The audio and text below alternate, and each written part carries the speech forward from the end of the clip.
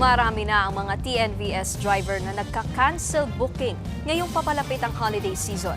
Kaya ang DOTR, pinagbabawal na yan. Nasa frontline ng balitang yan, si Carrie Cator. Ngayong December, it's the season to be jolly. Pero walang jolly-jolly sa mga commuter. Bukod sa hirap mag-commute, pahirapan din daw mag-book sa mga ride-hailing app. May mga mapili rin kasing driver na biglang nagka-cancel. Isa yan sa reklamo ng mga nakausap namin gaya na lang ni Mon. Hassle sa amin kasi nga na-expect namin na darating sila tapos hindi naman, kinakancel nila bigla. Tapos yun, yung oras kasi uli ng pagbubook. So medyo matagal na. Malilate kaya talaga sa lakad mo. Kung hindi naman magka-cancel, may mga biglang nagpapadagdag pa raw ng bayad. Halimbawa, nandiyan na siya, tapos sasabihin niya mag-additional ako ng ganun. Wala naman sa usapan yun. Siyempre, ang laki rin naman. 100, 150 ang i-add mo kaysa sa doon sa per biyahe mo. Ayoko na. Pero para sa ilang TNVS driver, lugi sila sa presyuhan tuwing traffic. Matraffic. Kasi kahit anong dami ng pasayeros, hindi ka rin makaporma. Kaya minsan, ang kinukuha lang namin malalapin, ganyan. Kasi kagaya na medyo malayo, matatraffic ka, abutin ka ng 2-3 oras. Maubos yung gas sa oras. Lugi pa rin.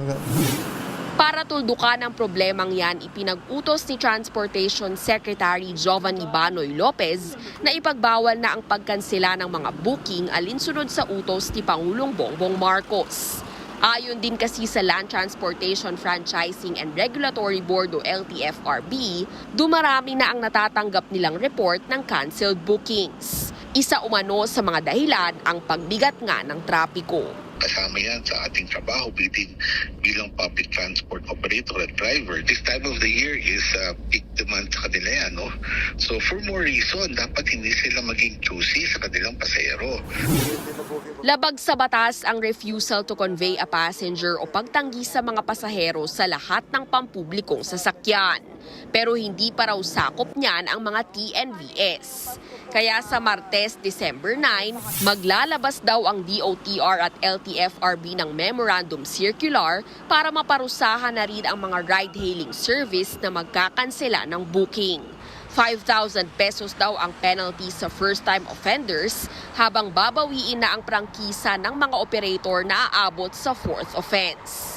Bukod dyan, pinag-aaralan na rin daw ng DOTR ang pagsuspende o tuluyang pagtanggal sa surge pricing ng mga TNVS ngayong Disyembre. Makikipag-usap daw sila sa transport stakeholders sa darating na Miyerkules. Samantala, nag-issue na rin ang LTFRB ng halos 1,500 na special permits para matiyak na may sapat na biyahe ng mga bus simula December 15. Nagbabalita mula sa Frontline, Carrie Cator, News 5. Mga kapatid, Nikki de Guzman po. Para sa mga impormasyong dapat ninyong malaman, mag-follow at mag-subscribe na sa social media pages ng News 5.